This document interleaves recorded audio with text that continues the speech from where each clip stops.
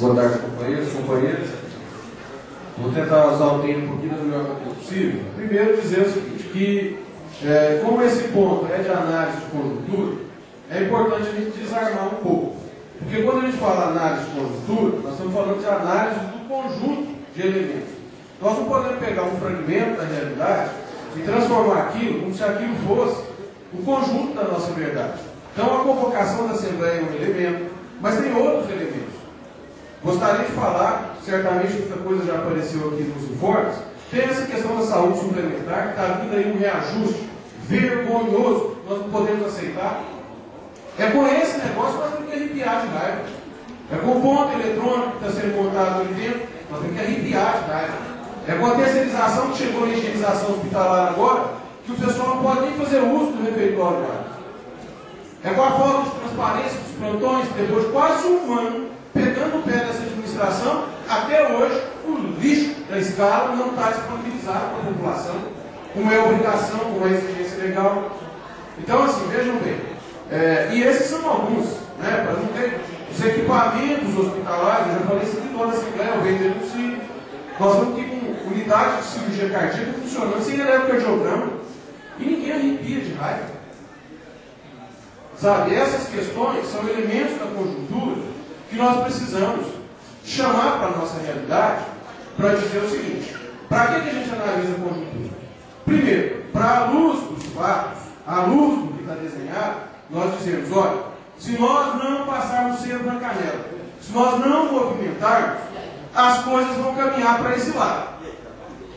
Posto, né, alguns desses elementos da conjuntura, o que eu estou vislumbrando, né, que vai acontecer, nós vamos sofrer uma série de derrotas pontuais.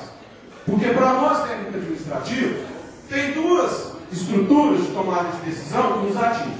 Uma delas é a do governo federal. A outra é o nosso ambiente interno. No cenário federal, o companheirado aí já colocou. Eu também não vou aqui retomar o debate da campanha eleitoral. Mas nós não podemos fazer de conta que o país não está em disputa. Ele está em disputa. E vota errado agora para ver. Vota errado agora para ver se a consequência não vem no lombo de todos nós depois. Deixa voltar um governo sério, um governo do canto para ver. Cada um escolhe os seus candidatos. Eu voto na chapa do PT. Não voto no canto. Porque eu voto no projeto alinhado com a classe trabalhadora. E esse é o alinhamento possível para mim hoje. Então essa é a nossa grande tarefa no momento. Refletirmos sobre as eleições e escolhermos bem os nossos candidatos. Segundo elemento, nossa conjuntura interna aqui. Nós não pregamos o cartaz por mais tempo, porque nós temos que pregar. Eu trabalhei hoje à noite, estou andando o dia inteiro. Mas é tarefa minha como coordenador também. Não descansei, eu dormi até agora. Mas nós pregamos os cartazes também da reforma do Estatuto. Nós acutimos uma série de sangrias desatadas que tem aí relacionadas com os setores do hospital. Queria partilhar com vocês aqui. Quando a gente é chamado nas reuniões, por exemplo, setoriais, para resolver um problema pontual do setor, dá mais gente do que tem nessa Assembleia. E são reuniões importantes também. São reuniões importantes também. Mas por que dá mais gente do que na Assembleia? Porque ali é um momento onde os trabalhadores querem transferir à direção do sindicato, não é, a responsabilidade de fazer a interlocução deles por um problema pontual. Por quê? Porque aí o sindicato assume a denúncia, assume a demanda e os companheiros não precisam nem aparecer. Nós estamos aguardando, tem mais ou menos umas 2 semanas, documentos de denúncias que nós recebemos de trabalhadores que nós condicionamos. Nós vamos tocar o negócio para frente, mas protocola para o sindicato. Porque em alguns momentos os trabalhadores trazem a denúncia, a gente vai para cima da administração, a categoria recua e nós estamos falando sozinhos. Agora, e por que as pessoas não vêm aqui? Elas não vêm? Não é porque não é divulgado. É porque aí a gente prega, infelizmente ele tem isso mesmo, ele prega lá, informes, análise de conjuntura, tirados de delegados. Aí a categoria não se liga nesses pontos. E ela não vem. Mas eu quero reafirmar para vocês. Não há nenhuma intenção de que a categoria não venha. Eu já participo das Assembleias do Sintete há muito tempo, embora não fosse da direção. E nunca a nossa história não é de Assembleia, não é de esquecer primeiro, não. Em alguns momentos ela enche mais do que isso. mas não é o comum. Então eu quero agradecer muito a vocês, pedir tranquilidade e dizer que a responsabilidade de divulgar e de mobilizar, ela é de todos nós. Mas nós temos duas grandes tarefas: escolher bem os nossos candidatos desse ano e ajudar a mobilizar a categoria para enfrentar essa conjuntura interna. Porque se fizer vista grossa para essa conjuntura interna também, a consequência vem igual. Daqui uns dias vai ter desemprego aqui nas empresas terceirizadas. Porque o pessoal fazia 36 horas, como a maioria dos servidores da UFO faz. E com a terceira agora nós estamos fazendo 44. Vai sobrar gente, vai ter demissão. Obrigado.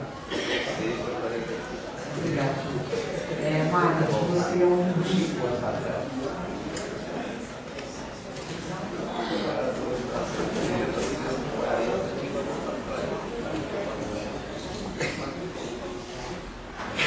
Bom, eu entendo que todos nós que estamos aqui, nós somos poucos, né? No final, todos já conhecem muito mais do que eu, a história, a força dessa categoria, a luta, e quem está na luta muito tempo não é pouco. Então sabe que eu quis fazer uma piada, fiz uma brincadeira quando eu contei um pouco da minha experiência lá na Fazenda. Concordo com o Gonçalves que foi colocado aqui.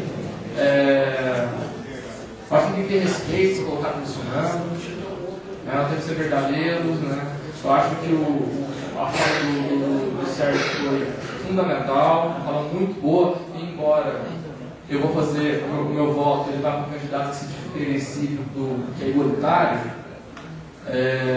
mas eu acho que o sentido é esse mesmo. Agora, eu queria fazer essa colocação de forma propositiva. E olha que eu sou contra a prática do sindicato cidadão propositivo. Que ele tem que ficar puxa.